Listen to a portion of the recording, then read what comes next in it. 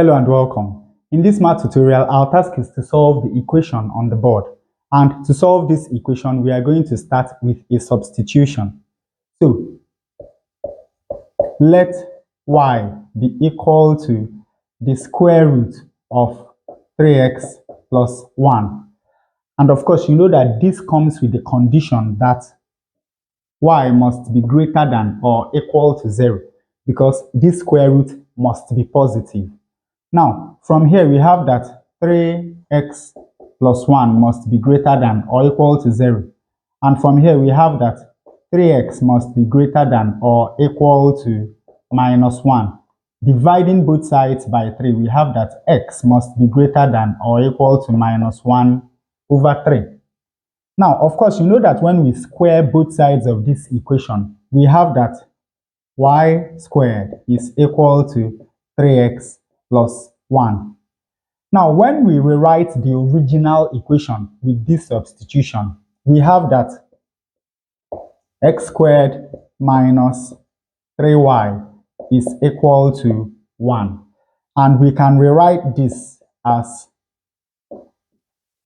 x squared is equal to 3y plus 1.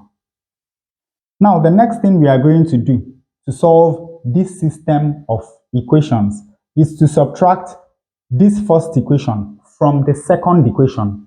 When we do that, we have x squared minus y squared is equal to 3y minus 3x. And of course, 1 minus 1 is equal to 0. Now, the next thing we are going to do is to bring these two terms over to the left-hand side of the equation.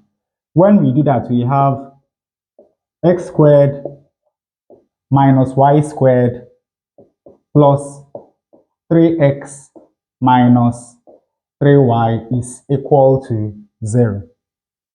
Now, let us factorize this equation. When you look at this, you're going to see the difference of two squares. So we can factorize this as x minus y multiplied by x plus y. And then we can factorize 3 out of these two terms. We have plus 3 into x minus y. And of course, this is equal to 0.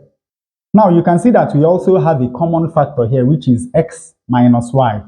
So, here we have x minus y.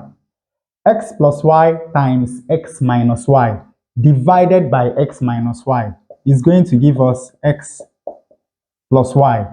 And 3 times x minus y divided by x minus y is going to give us plus 3. And this is equal to 0. And of course, from here, you know that either x plus y plus 3 is equal to 0, or x minus y is equal to 0. Now, let us write this equation as x plus y is equal to minus 3. And let us remember that x must be greater than or equal to minus 1 over 3. While y must be positive. So there is no way that x plus y is going to be equal to minus 3. So we find that this equation is not acceptable. Then let us look at this. From here we have that x is equal to y. And of course, since y is equal to the square root of 3x plus 1, that is this, we are now going to replace this with x. So this equation now becomes x squared minus 3x is equal to 1. You can now see that this is a quadratic equation. Now, to solve this equation, what we do is to add the square of half the coefficient of x to both sides of this equation. Now, what is the coefficient of x? It is minus 3. What is half of it? Minus 3 over 2, and the square of that is going to be minus 3 over 2 squared. So we are going to add minus 3 over 2 squared to both the left hand side and the right hand side of this equation. Now, minus 3 squared is 9 and 2 squared is 4. Now, when you look at this left hand side, you will see that this is a perfect square. So we take 1x and we take 1 minus 3 over 2 and we square. Of course, you know that when you open this, when you expand this expression, you're going to get exactly this. And this is equal to 4 times 1 is 4. 4 plus 9 is 13. So this is equal to 13 over 4. The next step to solving this equation is to take the square root of both sides of this equation.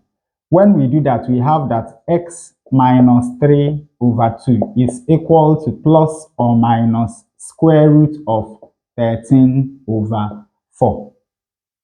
And of course, this is equal to plus or minus square root of 13 divided by the square root of 4, which is equal to 2. And from here, we have that x is equal to 3 over 2 plus or minus the square root of 13 over 2. Now, we can see that we found two values of x. X is equal to 3 plus root 13 over 2, or 3 minus root 13 over 2. Now, but let us remember that x is equal to y, and y must be greater than 0. Y must be positive.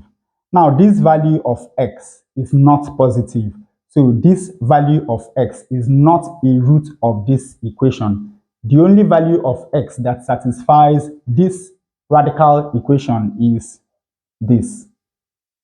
And with that, we come to the end of today's tutorial. I hope you learned something new. If you enjoy such content, please subscribe to the channel. Leave us a like to support the channel. Thanks for watching and see you in the next video.